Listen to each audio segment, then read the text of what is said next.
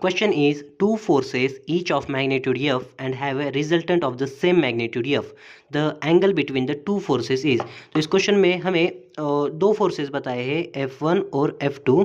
तो दोनों का जो मैग्नीट्यूड है वो F है, तो इसका भी मैग्नीट्यूड F और दूसरे फोर्स का भी मैग्नीट्यूड F है, और उनका जो रिजल्टेंट है मतलब F1 प्लस F2 वो भी उनका भी जो मैग्नीट्यूड का रिजल्टेंट है वो भी F ही है। तो the angle between the two forces, तो उन दोनों फोर्स में का एंगल पूछा है। तो हम अगर देखें रिजल्टेंट का एक फॉर्मूला होता है F1 plus F2 is equals to under root में F1 का स्क्वायर प्लस F2 का square plus 2F1 F2 cos theta. ये जो होता है ये फॉर्मूला होता है, और हमारा जो रिजल्टेंट है F1 प्लस F2 का ये जो है ये F है। तो इस पर हम यहाँ पे F की वैल्यू लिख लेंगे और इसमें F1 और F2 की वैल्यू रखेंगे। तो F1 और F2 की दोनों की वैल्यू F और F है, इसलिए F का स्क्वायर प्लस F का square plus 2 into F cos theta. तो हमें जो क्या पूछा है इसमें between the angle between the two forces, इन दोनों फोर्स में का एंगल पूछा है जो कि कॉस थीटा होगा। तो हम यहाँ पे कॉस थीटा की वैल्यू निकालेंगे।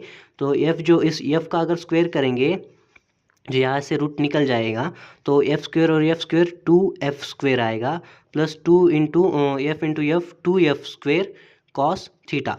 तो अगर हम इसे देखें F स्क्वायर में से माइनस 2F स्क्वायर कैंसिल होगा और यहाँ पे रहेगा 2F स्क्वायर कॉस थीटा।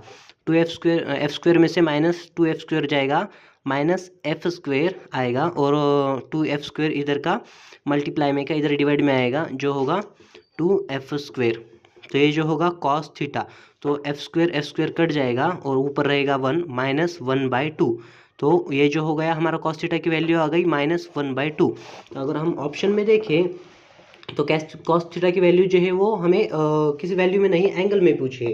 तो कॉस थीटा की वैल्यू -1/2 कौन से एंगल पे होती है वो देखना होगा। तो वो अगर देखें तो कॉस थीटा की वैल्यू -1/2 थीटा बराबर 120 डिग्री होता है तब होती है, इसलिए हमारा जो ऑप्शन है option number B is correct.